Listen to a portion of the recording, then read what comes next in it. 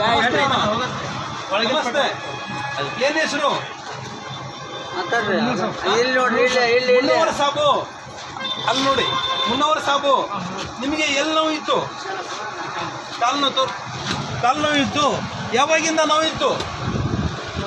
ಯಾವಾಗಲಿಂದ 2-3 ತಿಂಗಳಿಂದ ಕಡಿಮೆ ಆಗಿರಲಿಲ್ಲ. ಈಗ ಎಣ್ಣೆ ಹಚ್ಚಿ ಎಷ್ಟೊತ್ತಾಯ್ತು?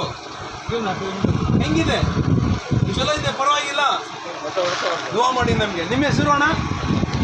ನಿಮ್ಮ ಜ್ವರ ಹೇಳಿ. ಹನುಮಂತಪ್ಪ. ಯಾವ ಊರು?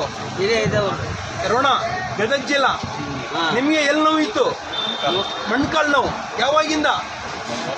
1 ವರ್ಷದಿಂದ ಕಡಿಮೆ ಆಗಿರಲಿಲ್ಲ. ಈಗ ಎಣ್ಣೆ ಹಚ್ಚಿ ಎಷ್ಟೊತ್ತಾಯ್ತು? ಸ್ವಲ್ಪ ಕಡಿಮೆ. ಎಷ್ಟೊತ್ತಾಯ್ತು ಎಣ್ಣೆ ಹಚ್ಚಿ? ಸ್ವಲ್ಪ ಜೋರಾಗಿ ಹೇಳಿ. 10 ನಿಮಿಷ ಆಯಿತು.